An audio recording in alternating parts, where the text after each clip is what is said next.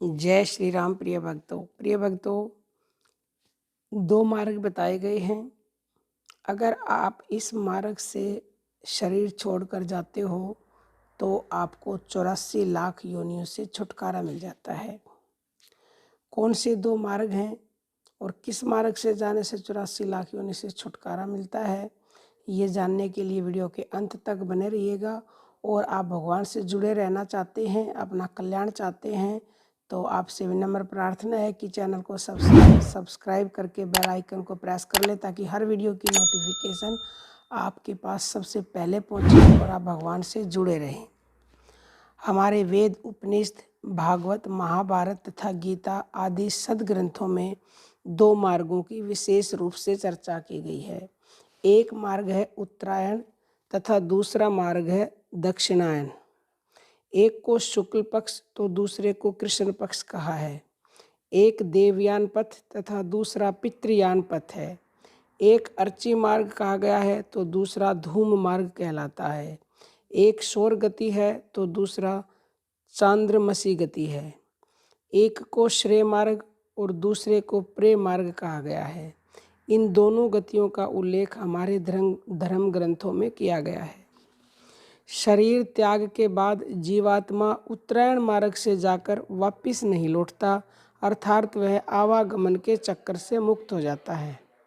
किंतु दक्षिणायन मार्ग से गया हुआ जीवात्मा पुनर्जन्म को प्राप्त होता है, अर्थात आवागमन के चक्कर से उसकी मुक्ति नहीं होती। ऋग्वेद अध्याय 10 में 88 तथा 15 और यजुर्वेद के 19 और 47 में भी देवयान तथा पितृयान इन दोनों मार्गों का वर्णन है। पुनर्जन्म के चक्कर में पड़ा हुआ आत्मा पितृयान मार्ग से गमन करता है और मोक्ष का अधिकारी आत्मा देवयान मार्ग से जाता है। ऋग्वेद में इस मोक्ष लोक की दिव्यता का बड़े ही सुंदर ढंग से वर्णन किया गया है। वैदिक ऋषियों का कथन है, उस मोक्ष लोक में अजरस ज्योति है, वहाँ के लोक ज्योतिर्मय हैं, वहाँ एक अद्भुत शांति, संतुष्टि, आनंद और तृप्ति है। वहाँ अंधकार नाम की कोई चीज़ नहीं है, वहाँ शाश्वत ज्योति है, यही सत्य और अमृत है। देवयान मार्ग से गया हुआ आत्मा उसी अमृतानंद में आनंदित रहता है। पितृयान मार्ग पुनर्जन्म का कारण बनता है। जो जीवात्मा सांसारिक विषयों में फंसा रहता है वह मृत्यु के पश्चात पितृयान मार्ग का पथिक होता है। उसे स्वर्ग के भोगों को भोग कर पुनः इसी मृत्यु लोक में लौटना पड़ता है। देवयान के पथिक का पुनर्जन्म नहीं होता, वह अंतकाल के लिए मोक्ष गति को प्राप्त होता है। देवयान मार्ग को ही उत्तरायण और पितृयान मार्ग को ही दक्षिणायन कहा जाता है।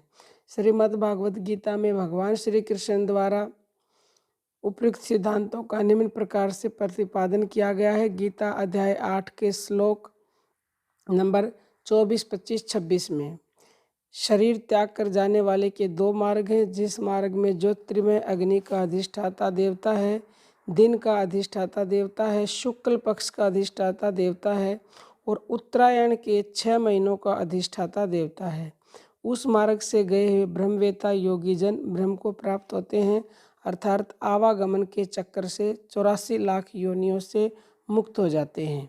जिस मार्ग में धूम का अधिष्ठाता देवता है, रात्रि का अधिष्ठाता देवता है तथा कृष्ण पक्ष का अधिष्ठाता देवता है और दक्षिणायन के 6 महीनों का अधिष्ठाता देवता है, उस मार्ग में गया हुआ सकाम करने वाला साधक उपयुक्त देवताओं द्वारा कर्म से ले जाए गए जाकर चंद्रमा की ज्योति को प्राप्त होकर स्वर्ग में अपने शुभ कर्मों के फलों को भोगकर पुनः वापिस आ जाता है, अर्थात पुनर्जन्म को प्राप्त होता है।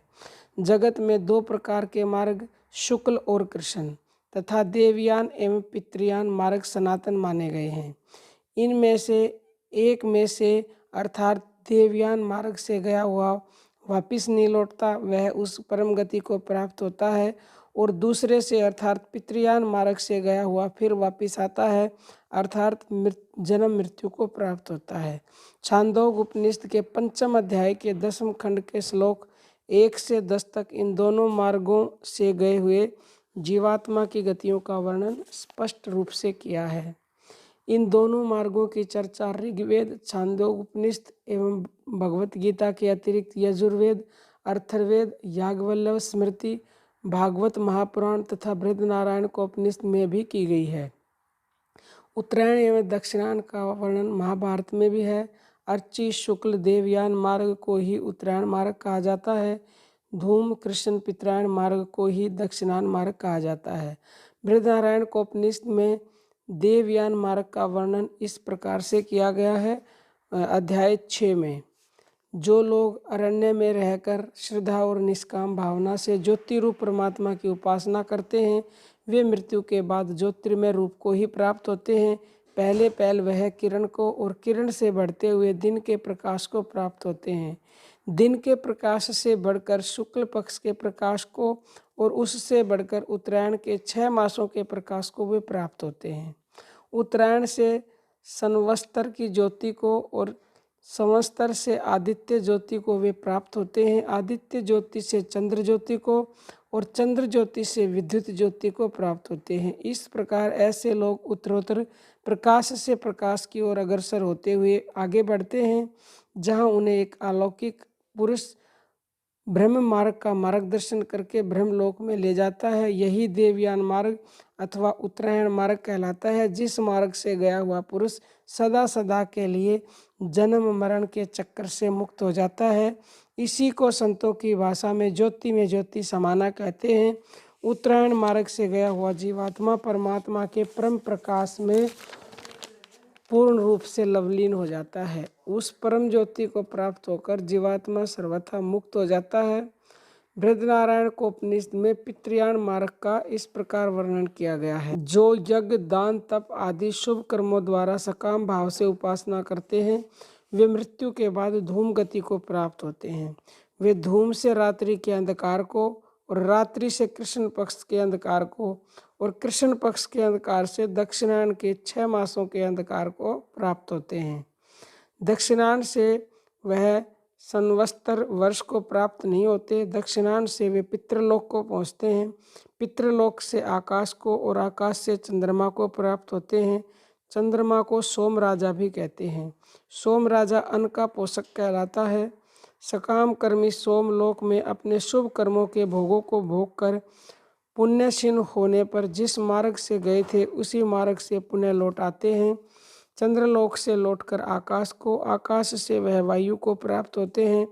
पुनः वे वायु से धूम यानी कि धुएं को और धूम से बादल में लौट कर आते हैं। वे बादल से मेघ को और मेघ से वह पुरुष वर्षा के साथ धरती पर आते हैं, जहाँ वे धान, जौ, औषधि, वनस्पति, तिल या किसी अन्य रूप में उत्पन्न होते हैं।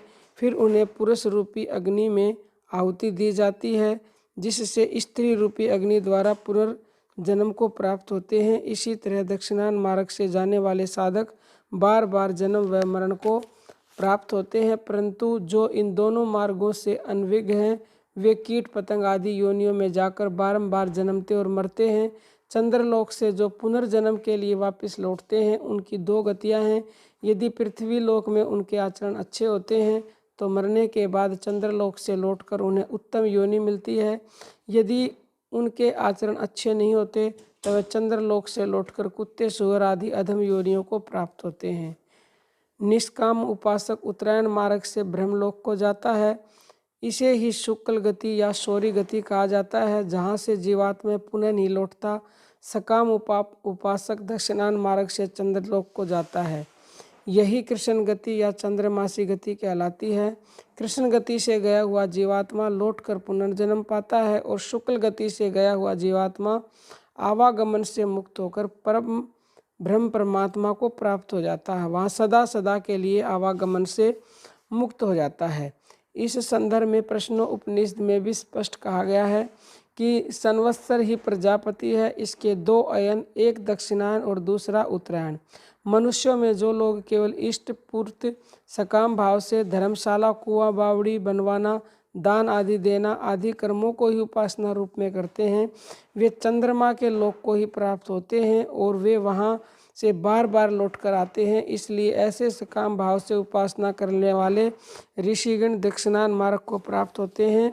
यही पितरायण नामक मार्ग है। इस मार्ग से गए हुए जीवात्मा का बार बार जन्म और मरण होता है। वह आवागमन से मुक्त नहीं होता, 84 लाख योनियों से उसे छुटकारा नहीं मिलता, किंतु उत्तरायण मार्ग से गया हुआ जीवात्मा आवागमन से सदा के लिए मुक्त हो जाता है। प्रश्नोपनिषद में कहा गया है, किंतु ब्रह्मचर्य पूर्वक और श्रद्धा से युक्त होकर अध्यात्म विद्या की साधना के द्वारा परमात्मा की खोज करके उत्तरायण मार्ग से सूर्य लोक को प्राप्त करते हैं। यह सूर्य ही प्राणों का केंद्र है, यह अमृत है और निर्भय पद है, पुनरावृत्ति का निरोध करने वाला है। इसे प्राप्त कर कोई पुनः लौट कर नहीं आता, यही परम पद है। वस्तुतः सकाम भाव से पूजा पाठ, जप तप, यज्ञ, दान, तप, व्रत, तीर्थ आदि बाह्य साधन करने वाले साधक की जन्म मरण रूपी पुनरावृत्ति नहीं मिटती, परंतु जो निष्काम भाव से सद्गुरु द्वारा प्रदत्त प्रकाश में अध्यात्म ज्ञान को जानकर ज्योति रूप परमात्मा का ध्यान करते हैं, वे सदा सदा के लिए मुक्त हो जाते हैं। परम प्रकाश स्वरूप परमात्मा की प्राप्ति का मार्ग है उत्तरायण। यही मोक्ष परम पद या परम धाम प्राप्ति का मार्ग है। यही देवयान पथिकों का मुक्ति मार्ग है। अज्ञान अंधकार का मार्ग है दक्षिणायन। इस मार्ग का पथिक जन्म मरण से कदापि मुक्त नहीं होता। दक्षिणायन का पथिक बार बार जन्म मरण का दुस्सह दुख भोगता रहता है और उत्तरायण का पथिक सदा सदा के लिए आवागमन से मुक्त होकर परमानंद की प्राप्ति करता है। इसलिए श्रोतीय ब्रह्मनिष्ठ सद्गुरु से अध्यात्म ज्ञान को प्राप्त कर साधक को ध्यान की सतत साधना एवं अभ्यास कर परमात्मा स्वरूप में सद्गत होकर परम गति की प्राप्ति करे। यही उत्तरायण गति मुक्ति एवं सद्गति प्राप्ति का एकमात्र मार्ग है।